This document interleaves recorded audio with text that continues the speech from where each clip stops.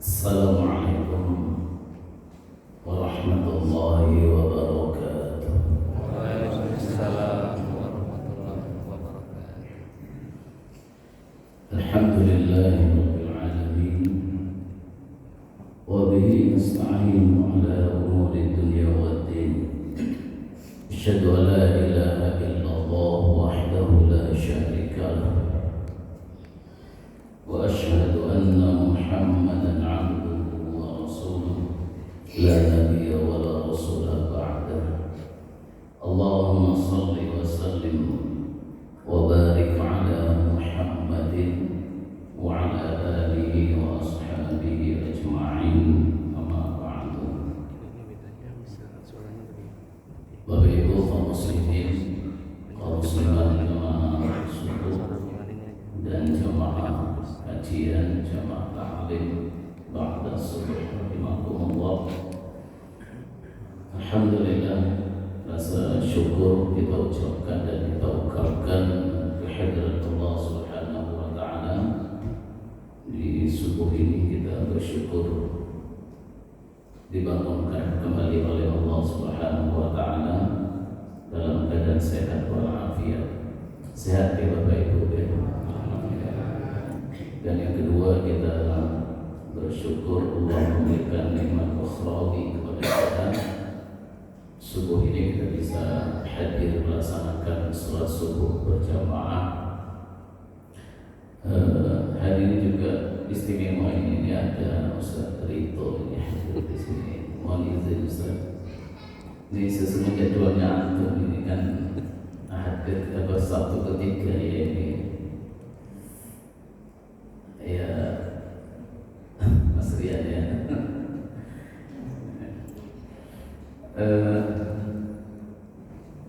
Kemarin tema yang kita berikan tentang Lau kuntu fi makani, ya. Lau kuntu fi makani. Insyaallah hari ini kita akan membahas tentang tema andaikan aku adalah dia atau dia adalah aku. Ini kayak judul film ya, bikin penasaran mesti yang baca judul ini maksudnya apa gitu. Sengaja dia buat itu biar penasaran. Sebelum kita membahasnya, salawat beriring salam kita doakan semoga tercurahkan kepada Nabi kita Muhammad sallallahu alaihi wasallam. Bapak Ibu jamaah rahimakumullah, sebetulnya hari ini saya ingin bicara tentang sesuatu yang sangat mudah untuk kita ucapkan, ya, mudah banget kita ucapkan dan sering kita bicarakan, sering kita ucapkan dan sudah kita akui, ya, akan kebenarannya, tetapi sulit untuk mengamalkannya. Ya, sering kita ucapkan, sudah kita pahami sebetulnya, dan sudah kita yakini sebenarnya, tapi sulit untuk kita amalkan. Yaitu berkaitan dengan ukhuwah Islamiyah, persaudaraan sesama Muslim. Ini udah sering banget yang orang bicara tentang persaudaraan. Dan semuanya mengakui al-muslimu akhul muslim. Muslim itu adalah saudara bagi muslim yang lainnya. Innamal mu'minuna ikhwah. Sesungguhnya orang mukmin itu bersaudara. Semuanya mengakui itu, ya. Tetapi aplikasinya dalam kehidupan kita, wujudnya dalam perilaku kehidupan kita sehari-hari, ya, sangat jauh dari apa yang kita yakini itu. Sehingga saya katakan ini adalah sesuatu yang sudah disepakati kebenarannya, diakui, sering dibicarakan, bahkan diajak-ajak, gitu. Tapi prakteknya sulitnya luar biasa. Nah, sebetulnya kata kuncinya dari judul itu tadi, ya. Kata kuncinya di judul itu, lau kuntu fi makani. Andaikan dia itu adalah aku. Jadi andaikan aku berada di posisi mereka, ini kuncinya di situ sebetulnya. Kita akan bisa merasakan dia adalah saudara kita, dan sikap kita akan bersikap sebagaimana kita bersikap terhadap saudara. Kuncinya adalah law kuntu fi makan. Andaikan dia adalah aku. Nah, apa indikator? Ya, indikator barometer untuk kita bisa menilai apakah kita sudah merasakan dia adalah saudara kita, atau apakah kita sudah berperilaku terhadap saudara muslim lainnya sebagai seorang saudara. Ada beberapa indikator ya. Yang pertama indikatornya adalah apa yang disampaikan oleh Rasulullah, la yu'minu ahadukum hatta yuhibba li akhihi ma yuhibbu li nafsihi. Ini berat ini ya. Tidak sempurna iman seseorang, kata Rasulullah, kecuali dia bisa menyayangi saudara muslim lainnya seperti dia menyayangi dirinya sendiri. Sudah bisa belum kira-kiranya? Mencintai orang lain seperti mencintai dirinya sendiri. Sebetulnya kita bisa melakukannya, dan Bapak Ibu sudah menerapkannya terhadap anaknya sendiri. Ini kan orang lain, bukan diri kita ya, anak kita. Bahkan orang tua itu lebih mencintai anaknya daripada dirinya sendiri. Sehingga orang tua itu rela nggak makan, yang penting anaknya makan, kan begitu ya. Orang tua rela tidak makan, yang penting anaknya makan. Itu artinya apa? Orang tua itu lebih sayang kepada anaknya daripada dirinya sendiri. Kalau misalnya anaknya dibawa, katakanlah ya, jalan-jalan pagi begitu, terus ada sepeda ya, kira-kira itu sepedanya satu, nggak bisa bonceng, nanti maksud bapaknya apa anaknya ya? Bapaknya apa anaknya kira-kira pakai sepeda? Anaknya, bapaknya ngalah ya, bapaknya ngalah. Maka ada sebuah kisah, wallahu a'lam, ini kisah yang nyata apa tidak ya, tapi kita ambil pelajarannya saja. Jadi ada anak sama orang tua ya, itu berpergian bawa kuda. Terus kemudian kuda ini ya, ini ditumpai oleh anaknya, bapaknya yang nuntun di bawah gitu. Ya, nuntun di bawah gitu. Kenapa? Karena bapaknya mengalah. Cuma ketika dikomentari oleh orang lain, ya, ini anak ini kurang hormat pada orang tuanya. Ini anak gak sopan sama orang tuanya. Masa orang tuanya disuruh menuntun anaknya yang di atas. Jadi orang tidak sopan, akhirnya apa? Itu anak kedengaran itu. Ya, gosip dari masyarakat didengarkan, terus kemudian anaknya bilang, ya, gak enak deh kalau saya di atas. Saya dikiranya anak gak sopan, udah ayah aja deh yang di atas. Akhirnya anaknya turun, ayahnya naik ke atas. Jalan, ketemu lagi sekelompok orang, komentar lagi. Apa kata komentar masyarakat? Ini orang tua gak mau sampai sama anaknya. Masa anaknya disuruh nuntun ayahnya yang di atas. Kedengaran sama ayahnya. Akhirnya bilang, nah, ayah gak enak di atas, jelasnya orang gak ngalah sama anaknya. Akhirnya apa? Dua-duanya kuda nuntun kudanya, satu kanan satu kiri. Rasanya orang enggak ya? Ini orang marah sama enggak ya? Yang kudanya sehat, bagus, malah satu nuntun kanan, satu sebelah kiri. Rasanya orang juga kedengaran. Akhirnya apa?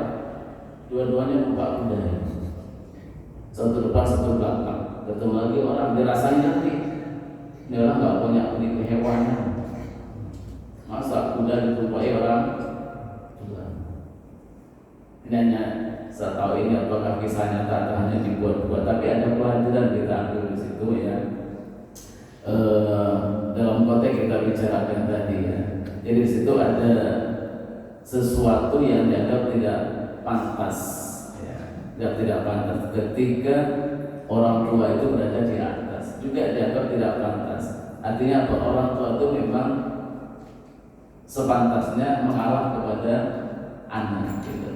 Tapi di sisi yang lain ada yang mengatakan anaklah yang harus mengalah gitu. Tapi dalam kehidupan kita Bapak Ibu, yang paling sering itu adalah orang tua yang mengalah kepada anaknya. Karena apa? Karena sayangnya. Dan itu tidak hanya sayang, tapi pakai banget, sayang banget. Makanya sampai-sampai orang tua lebih mencintai anaknya daripada mencintai dirinya sendiri. Ya. Ibu-ibu itu rela kok kalau ada tidur nyamuk itu, rela nggak tidur itu, yang penting anaknya bisa tidur. Yang jagain anaknya, nanti kalau dicopot nyamuk, ya orang tua rela gitu. Sebenarnya bisa kita menerapkan bagaimana kita mencintai orang lain, ya, seperti mencintai diri kita sendiri. Bahkan lebih dari itu bisa kita lakukan. Cuman sayangnya selama ini hanya bisa kita terapkan terhadap anak kita. Kira-kira bisa enggak ya? Hal yang sama kita lakukan terhadap orang lain dan tidak harus melebihi. Yang diminta hanya sama. Yang diminta hanya sama. Insya Allah itu bisa. Kalau kunci tadi kita katakan apa? Lau kuntu fi makani. Andaikan dia adalah aku. Ya. Nah, apa wujudnya kalau kita itu sudah menerapkan kita mencintai orang lain seperti mencintai diri kita sendiri? Ada beberapa indikasinya.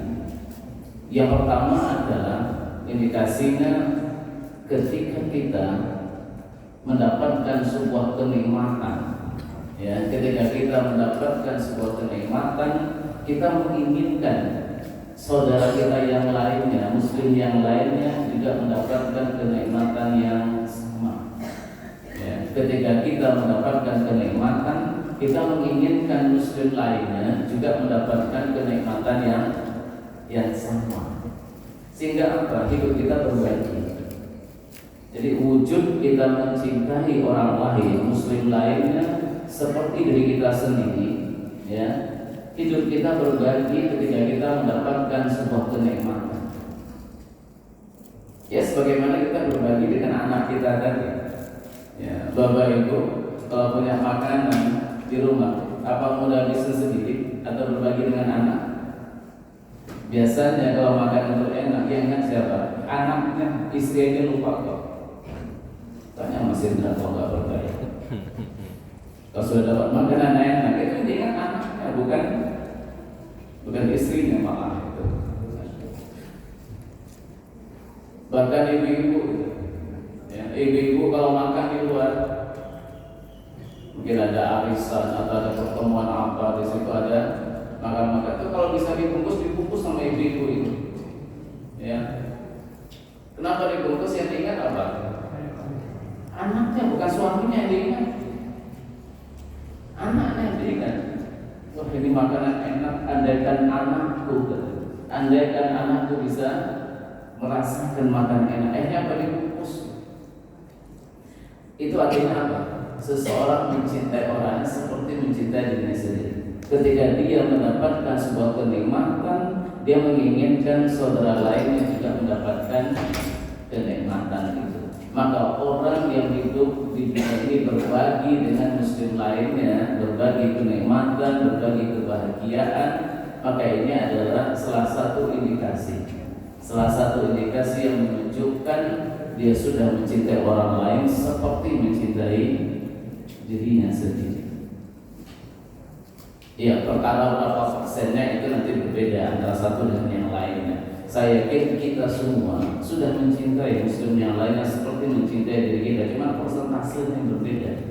Mungkin ada yang 100% sama persis gitu, Mungkin ada yang 90%, ada yang 80%, ya, 70% dan seterusnya. Tapi saya yakin ya di hati kita itu ada rasa sayang, ada rasa cinta kita kepada muslim yang lainnya. Ada keinginan kita berbagi sebetulnya. Cuma keinginan itu tingkatan persentasenya yang berbeda. Ya, mungkin ada yang sudah mencapai 100%, bahkan melebihi. Jadi kita katakan orang tua terhadap anak itu melebihi. Nah, tentu pertanyaan kita begini, ya, bagaimana kalau kenikmatan itu, kebahagiaan itu adalah kebahagiaan, kenikmatan yang tidak bisa dibagi secara fisik. Misalnya apa? Kesuksesan misalnya, ya, kesuksesan, kebahagiaan di dalam rumah tangga. Panjenengan punya putranya sukses, putranya wisuda hatam 30 juz, bahagia kan? Sangat bahagia. Terus bagaimana kita berbagi kebahagiaan ini? Apa bisa dibagi? Secara fisik nggak bisa dibagi. Lalu bagaimana wujud kita mencintai saudara muslim lainnya dalam bentuk kita berbagi kenikmatan, yaitu dalam bentuk doa. Dalam bentuk doa. Ketika kita ya bahagia karena kesuksesan anak kita, dan kesuksesan itu nggak bisa dibagi secara fisik, maka bukti kita mencintai muslim lainnya adalah kita mendoakannya. Kita mendoakannya. Kita doakan muslim lainnya semoga anak-anaknya soleh-solehah, semoga anak-anaknya juga hafizah. Itu namanya sudah berbagi. Kita menginginkan orang lain itu mendapatkan kenikmatan yang sama seperti yang kita dapatkan. Sebetulnya panjenengan sudah sering begitu ya. Dalam doanya panjenengan sudah mendoakan orang lain. Ya. Allahumma ighfir lana dzunubana wal ikhwanina alladzina sabaquna bil iman. Misalnya itu doa kita untuk kita dan orang lain. Bahkan ketika khutbah Jumat itu malah orang lain yang lagi doain.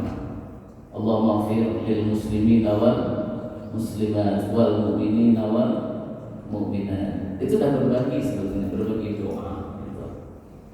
Dan bahkan dalam Islam itu uniknya itu kalau kita mendoakan orang lain, saudara muslim lainnya, ya, tanpa diketahui oleh muslim yang kita doakan itu doanya itu mustajabnya luar biasa, ya, mustajabnya luar biasa.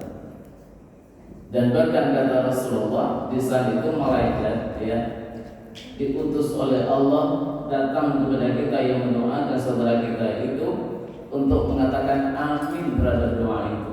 Jadi malaikat datang berada di atas kita mengatakan amin. Ya Allah, penuhi doanya itu, penuhi keinginannya, dan berikan dia hal yang sama dengan apa yang dia mintakan untuk saudaranya itu. Maka ketika kita mendoakan saudara kita itu sehat, insya Allah kesehatan itu juga Allah berikan kepada kita. Ketika kita melihat saudara kita mengalami kesulitan, kita doakan agar dia diberikan kemudahan. Maka ketika kita mengalami kesulitan, Allah juga akan memberikan kemudahan.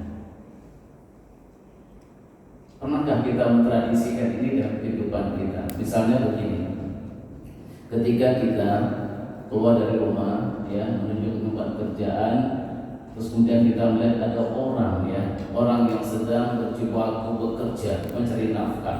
Pernahkah kita doakan dia, ya Allah, semoga hari ini Kau berikan dia rezeki yang berkah? Pernah kita mendoakan orang?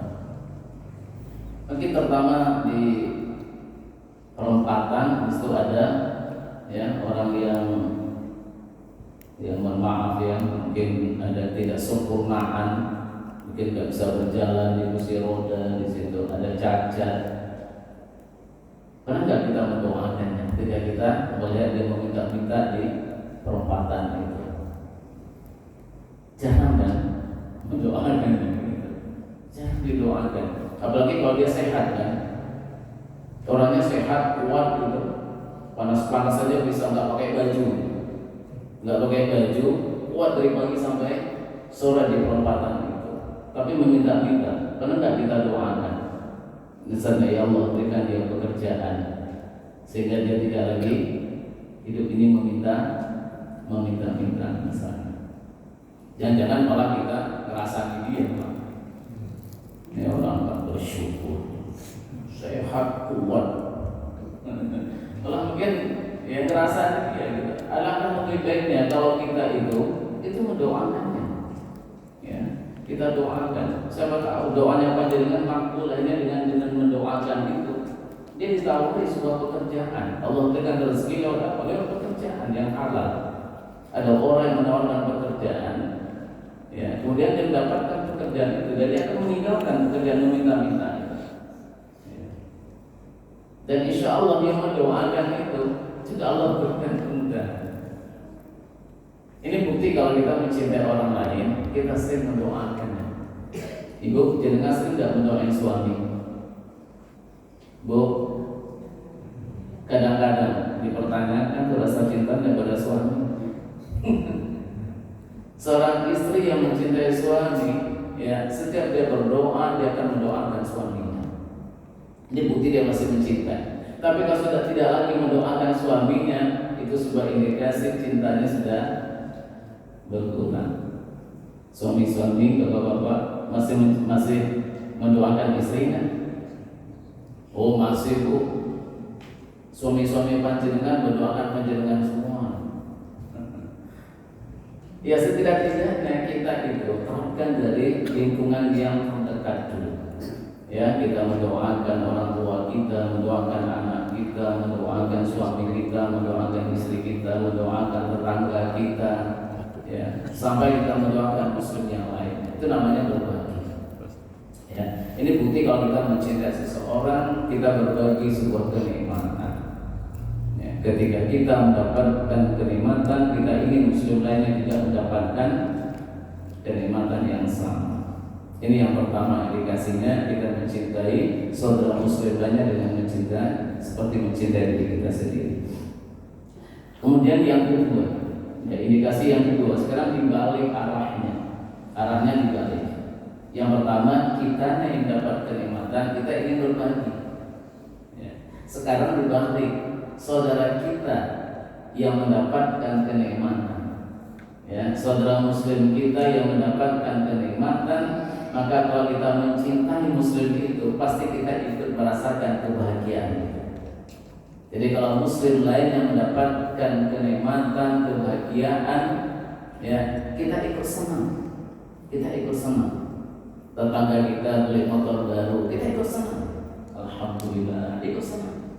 Ya. Sebagaimana kalau orang tua, ya, dapat informasi dari anaknya, ya, ini saya baru aja beli motor baru. Kira-kira orang tuanya senang nggak dengar itu? Padahal punya anak nih, anaknya bilang, ya, ini kita baru aja beli motor baru, senang nggak? Senang kan?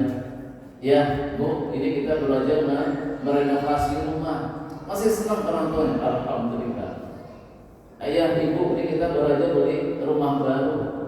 Masih senang orang tua. Kenapa? Karena orang tua itu mencintai anaknya. Ya, ikut bahagia. Sekarang begini, kalau muslim lainnya, tetangganya renovasi rumah lebih besar, senang apa enggak? Tetangganya beli mobil baru, senang apa enggak? Disitulah kita akan mengevaluasi diri kita, apakah kita sudah mencintai muslim lainnya seperti mencintai diri kita sendiri. Jadi kita dan saudara muslimnya bagaikan satu tubuh, ya, satu tubuh. Kalau yang satunya sakit, yang lain merasakan sakit itu. Ya, kalau tangan kiri sakit, tangan kanan ikut merasakan.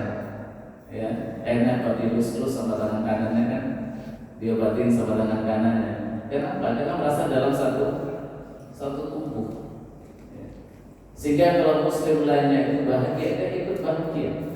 Kalau muslim lainnya itu mendapat sebuah kesulitan, ya, kesusahan, ketimpa musibah, bersedih, dan dia juga ikut merasakan sedih itu. Itu bukti bahwa kita mencintai muslim lainnya seperti kita mencintai diri kita sendiri. Jadi merasakan kenikmatan, ya, yang dinikmati oleh orang lain. bukan sebaliknya. Ya, sebaliknya orang mengatakan SMS katanya. Ya, senang melihat orang susah, susah melihat orang senang.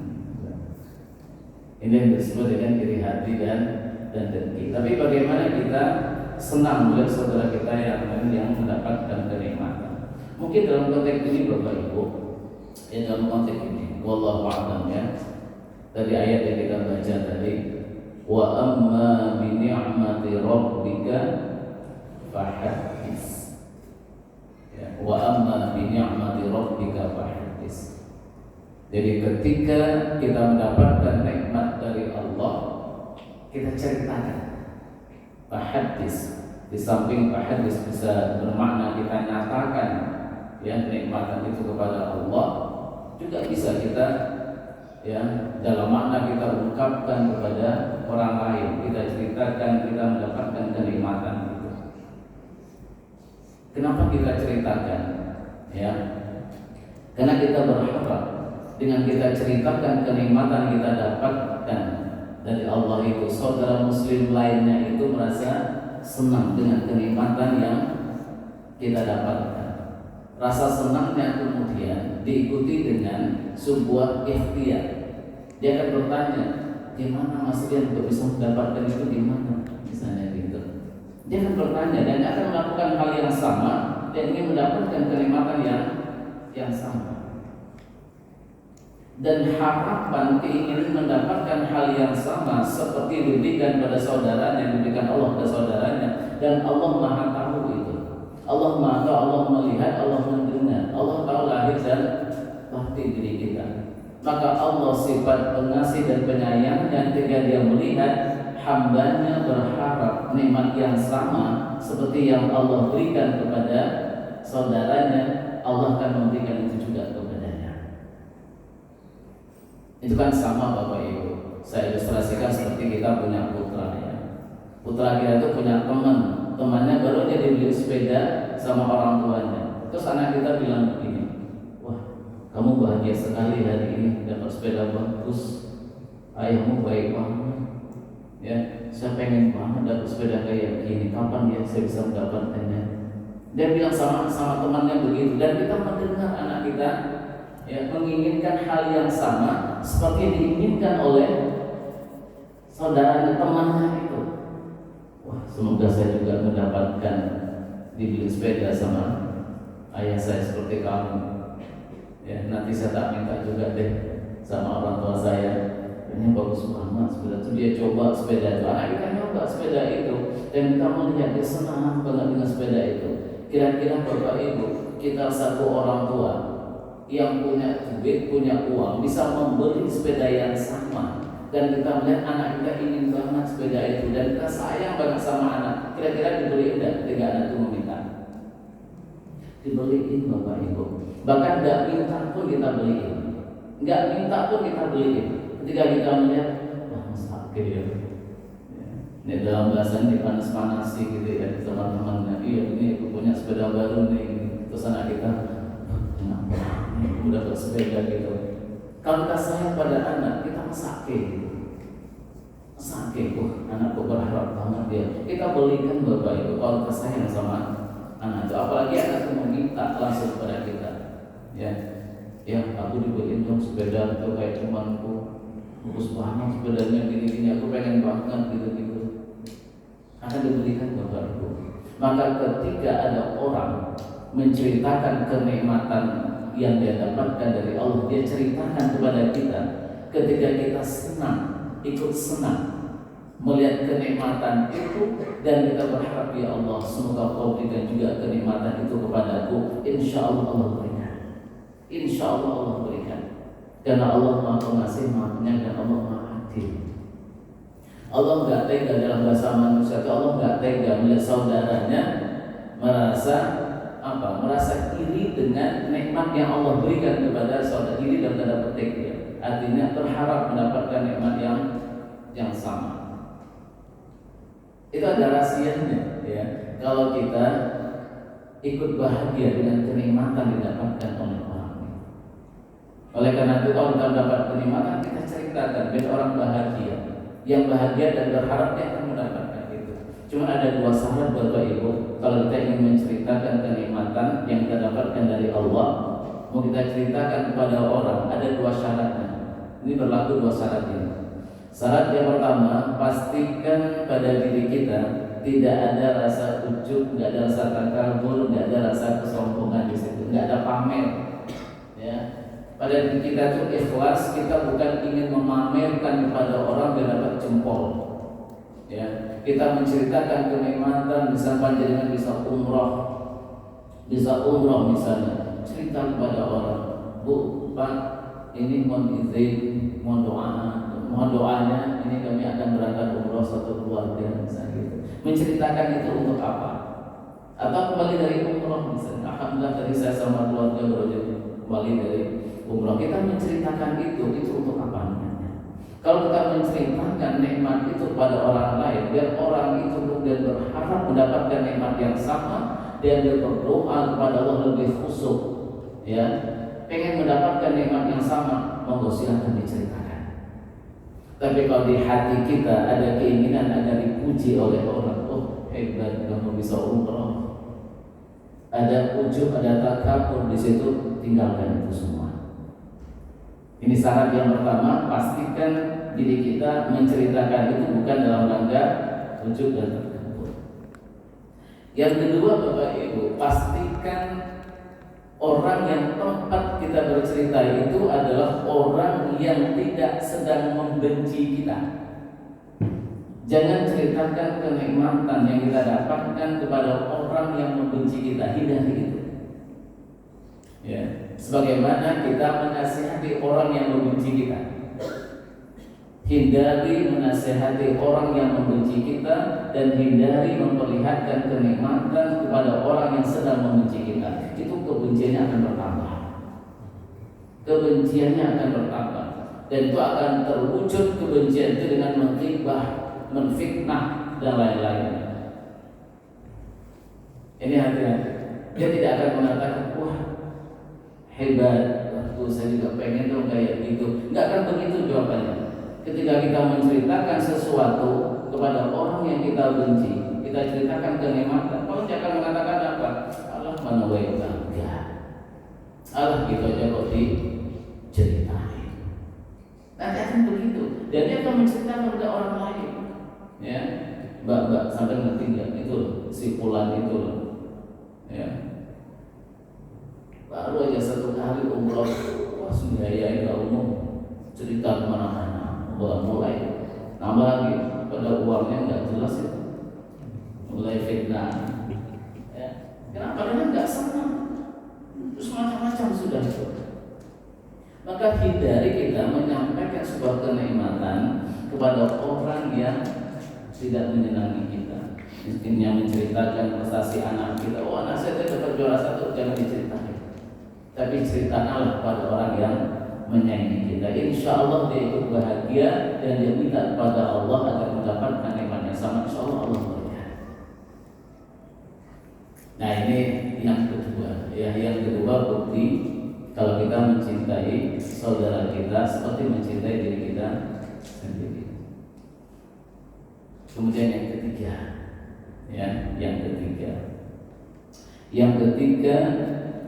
indikasi atau indikator kita mencintai saudara kita seperti mencintai kita adalah kita selalu melihat kelebihan-kelebihan, ya, yang dimiliki oleh saudara kita, dan kita suka menceritakannya kepada orang lain. Ya, kita lihat kelebihan-kelebihannya, kemudian kelebihan-kelebihan itu kita ingin kita ceritakan pada orang, biar orang tahu kalau dia itu punya kelebihan, dia punya kebaikan. Ya, kita selalu melihat kebaikan-kebaikan yang ada pada diri saudara kita, bukan keburukannya kita lihat. Kita melihat kebaikan-kebaikannya, lalu kebaikan-kebaikan itu kita ingin orang lain juga tahu. Ya, lagi-lagi saya contohkan kepada anak kita, karena memang cinta pada anak itu memang melebihi cinta pada diri kita. Tadi yang saya sering katakan, ketika kita melihat anak kita berprestasi, ya, apa yang kita inginkan? Kita ingin orang lain tahu tahu kalau anak kita lagi berprestasi. Karena kita sayang pada anak, kita ingin mempromosikan anak itu pada orang lain, biar orang semuanya tahu kalau anak kita itu hebat. Itu keinginan manusia seperti itu karena saking cintanya. Ya, maka kita kalau merasa saudara muslim itu adalah saudara kita, ya, kita mencintainya seperti mencintai diri kita, maka yang banyak kita lihat pada saudara kita itu adalah kebaikan-kebaikannya, bukan keburukannya. Dan pasti kita akan menutupi aib-aib keburukan saudara itu. Nggak ada orang punya anak aib berceritakan ke orang, wah anak itu jelek banget, wah segini-gini, nggak ada itu.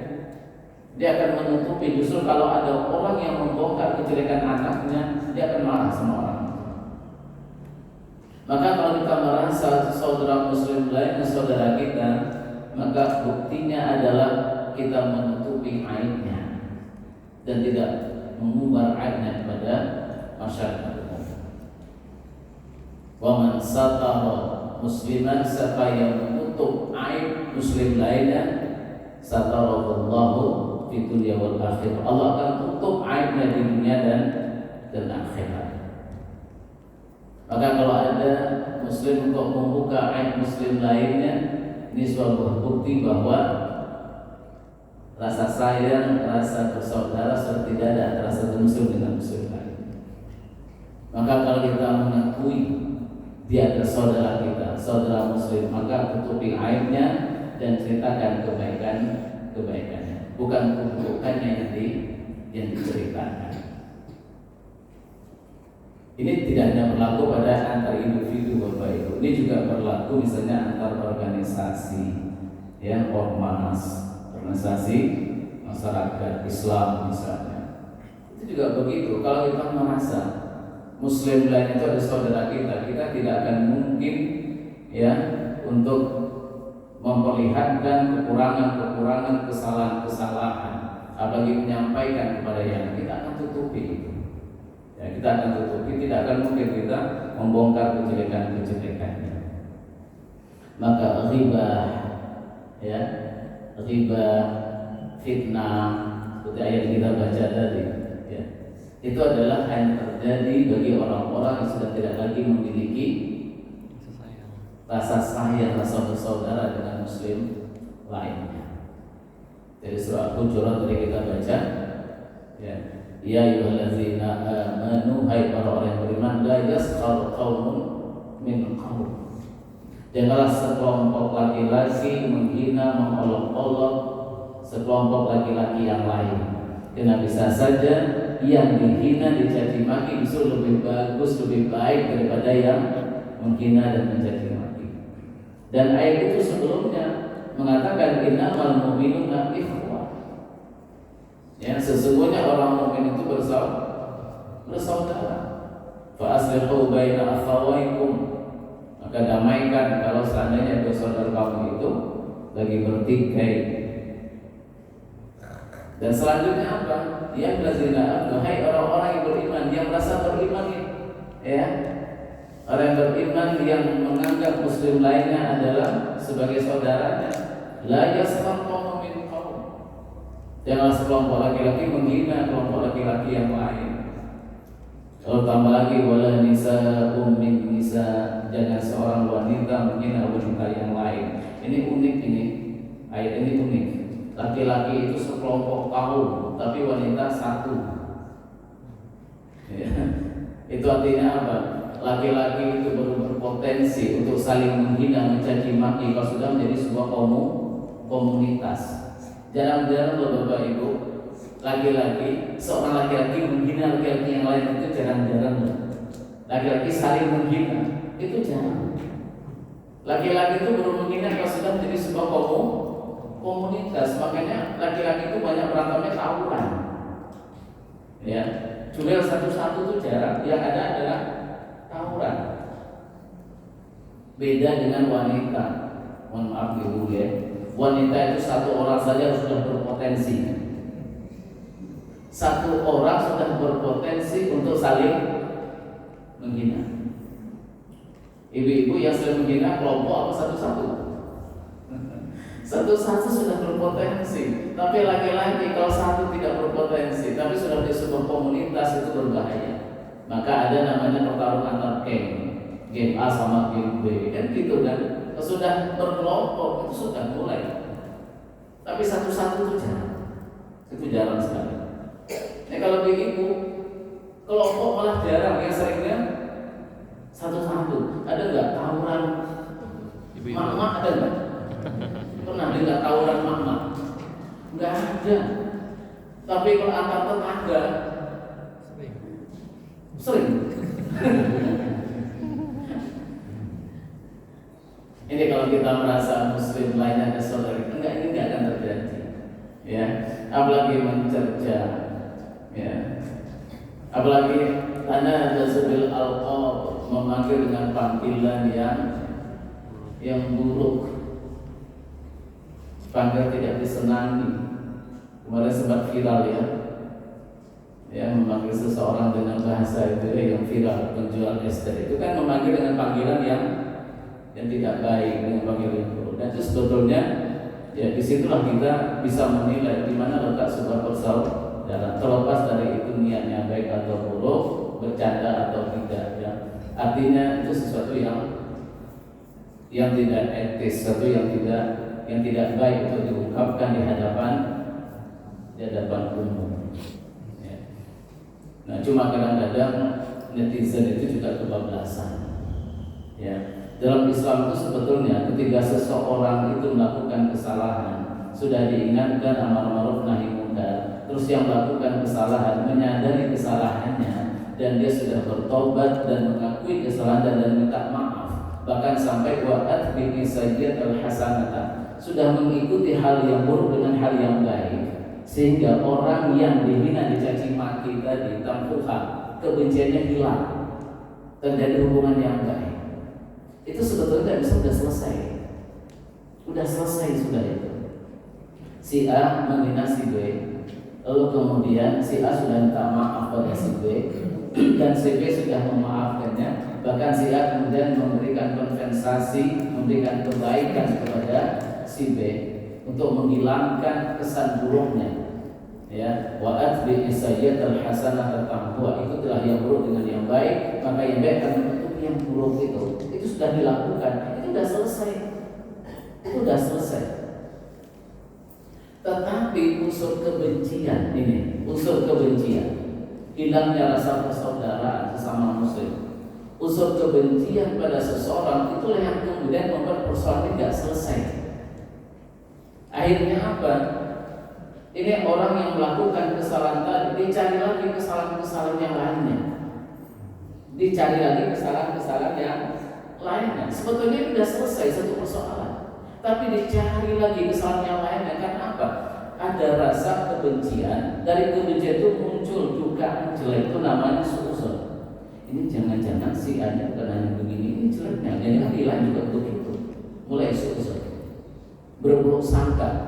Ketika ada seseorang melakukan satu kesalahan, maka orang lain menduga jangan-jangan kesalahannya bukan hanya ini. Jangan-jangan dia memiliki kesalahan yang lain. Itu namanya suuzon. Dari suuzon itu dia ingin membuktikan dugaannya, muncul tajasus. Ya, dari suuzon dia ingin membuktikan jangan-jangan dugaan itu benar. Jangan-jangan dugaan itu benar. Bagaimana untuk membuktikan kebenaran itu? Dia melakukan tajasus. Tajasus itu nyari-nyari, mengorek, nyari informasi tentang apa? Tentang kejelekan seseorang. Dicari-cari informasinya untuk memastikan bahwa dugaannya itu adalah benar. Dan setelah melakukan tajasus, diketahuilah bahwa ternyata dugaan selama itu adalah benar. Oh, ternyata si fulan ini ya tidak saja memiliki kesalahan A, B, C, tapi juga D, E, F, G, H, I sampai Z. Diketahui setelah tajasus tadi. Lalu apa selanjutnya? Setelah mengetahui kelemahan aib, kesalahan seseorang, ada keinginan untuk menyampaikannya kepada orang lain, maka muncul namanya ghibah. Muncul namanya ghibah. Ghibah itu orang jujur. Ya, menghibah itu sebuah kejujuran, cuman jujur yang tidak benar. Jujur menceritakan aib orang lain dan dia mengatakan supaya ini benar, saya punya buktinya. Iya, tajasus sebelumnya. Karena sebelumnya sudah tajasus mencari bukti-bukti. Kenapa mencari bukti? Ada dugaan. Ya, ada dugaan, dicari buktinya, jelas pasti diceritakan, disampaikan. Itulah urutannya: suuzon, tajasus, ghibah. Surah Al-Hujurat yang saya baca tadi di rakaat kedua itu isinya itu. Ya ayyuhallazina amanu ijtanibu katsiran minadh-dhann inna ba'dadh-dhanni itsm wa la tajassasu. Jangan tajassus, wala yaghtab ba'dukum ba'dhan. Jangan menghibah sebagian kamu terhadap yang lain. Ternyata Bapak Ibu setelah dighibah enggak efek dan disampaikan kejelekannya, kok ini orang kok enggak jatuh. Ya, enggak efek. Akhirnya apa? Cari bumbu-bumbu lain. Ditambah biar apa? Biar efek. Kayaknya kurang ini. Ya, airnya masih kurang ini. Dicari enggak ketemu, ditambah. Dari ghibah muncul fitnah. Ini hati-hati. Jadi apa yang terjadi di masyarakat kita saat ini, kasus ST itu mulai dari caci maki, memanggil yang jelek, sampai ke suuzon, tajasus, ghibah. Kira-kira kalau dibandingkan orang yang mengolok-olok saudaranya yang lain, menjelek-jelekan yang lain, yang memanggil dengan panggilan jelek, dengan orang yang suuzon, tajasus, ghibah, itu kira-kira jelek mana? Sama jeleknya. Itu sama jeleknya. Maka kalau kita mencintai muslim lainnya, ya sudah ada yang salah kita ingatkan. Amar ma'ruf nahi munkar. Kalau dia sudah berubah, ya sudah selesai urusannya. Gak usah lagi ditambah-tambah. Itu nanti sudah masuk ke iri hati dan dengki. Ada suuzonnya, ada tajasusnya, kemudian ada ghibahnya di sana. Nah, Bapak Ibu jamaah rahimakumullah, ya ini sebuah bukti ya kalau kita itu mencintai muslim lainnya seperti mencintai diri kita sendiri. Ya, kita melihat kelebihan saudara kita itu, terus kemudian kita menceritanya kepada orang lain. Ya, kita ceritakan pada orang lain, oh si A ini orangnya luar biasa. Ya, itu namanya mencintai. Saya mencintai Ustaz itu, ya. Saya ceritain itu, ngisi di sebuah masjid. Nah, ini kita juga ada Ustaz juga masjid. Wah, bagus itu. Orangnya muda, ganteng, ngomongnya tertata, gitu kan.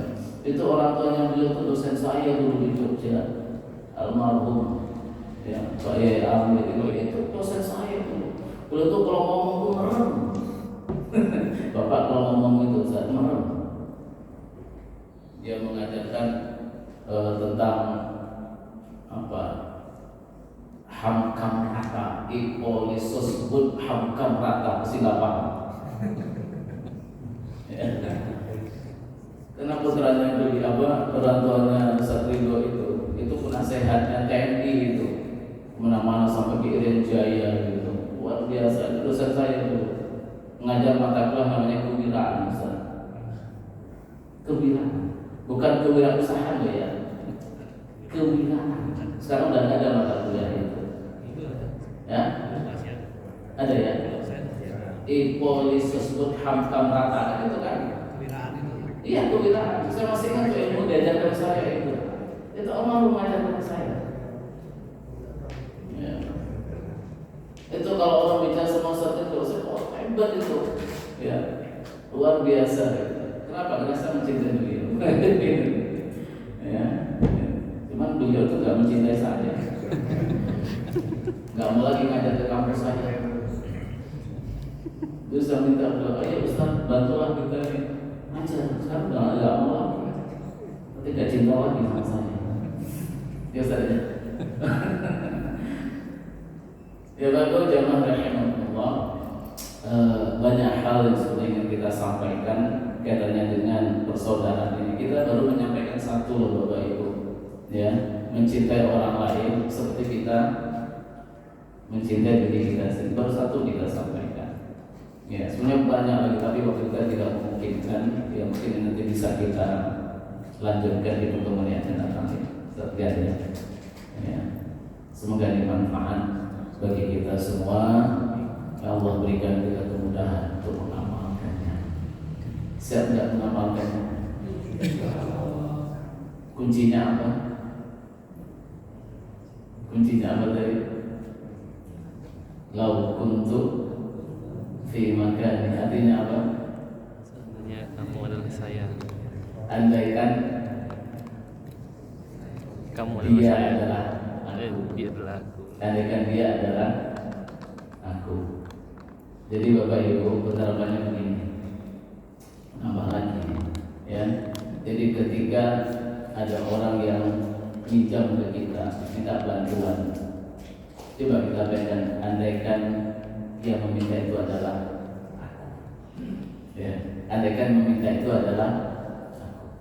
Ketika ada ibu-ibu yang mungkin di perempatan jalan itu meminta-minta, coba kita bayangkan, andaikan itu adalah ibuku. Andai dia adalah ibuku, itu lain, sentuhannya akan berbeda, ya, sentuhannya akan berbeda. Andaikan dia adalah anakku, andaikan yang begitu adalah aku. Ada orang yang mungkin kakinya lumpuh, ya, mohon bantuan. Andaikan dia lumpuh itu adalah aku. Andaikan aku berharap, ya, seperti dia berharap. Apa yang aku inginkan? Pasti aku ingin orang mengulurkan tangannya memberikan bantuan kepadaku. Itu sudah beda, ya. Kuncinya itu lau untuk fi makani. Jika dia adalah aku, insya Allah Bapak Ibu, ketika kita melihat seseorang, andaikan dia adalah aku, andaikan dia adalah anakku, andaikan dia adalah suamiku. Nah, ini bahaya yang paling tinggi. Oh iya. Andaikan dia suami itu seringnya Ustaz, terhadap Ustaz, itu ibu-ibu itu biasanya ketika Ustaznya ngomong tentang bagaimana seorang suami yang ideal, suami itu harus sabar, ibu-ibu andaikan dia adalah suami. Gak boleh Ibu ya. Nanti mencintai suami orang seperti mencintai suami sendiri. Bapak-bapak gak boleh andaikan dia adalah, itu tidak boleh. Nanti mencintai istri orang seperti cintai diri sendiri gitu. Ya insya Allah ini kita terangkan ya. Ada orang lain ketika kita melihat ada orang yang susah, andaikan dia adalah aku, insya Allah tersentuh. Insya Allah tersentuh. Demikian Bapak Ibu, mohon maaf ya atas kurang salah dan khilaf. Ustaz ada tambahan Ustaz? Ya mohon maaf ya, jika ada salah dan khilaf nanti Ustaz itu mungkin nanti bisa koreksi kalau ada kesalahan Ustaz ya. Siap menerima WA-nya. Udah lama gak WA-WA masalahnya, perlu WA-WA-an gitu. Setelah kayaknya udah menyelesaikan, dokternya selesai, sudah lupa ada teman gitu. Kali ini tanpa sengaja Allah mempertemukan, ya, tanpa sengaja Allah mempertemukan kami berdua. Ya, dulu kami sering ketemu kalau ada pertemuan Dewan Pengawas Syariah. Sekarang beliau malah mundur lagi. Gak tahu nih, beliau ini luar biasa. Demikian Bapak Ibu, semoga manfaat ya.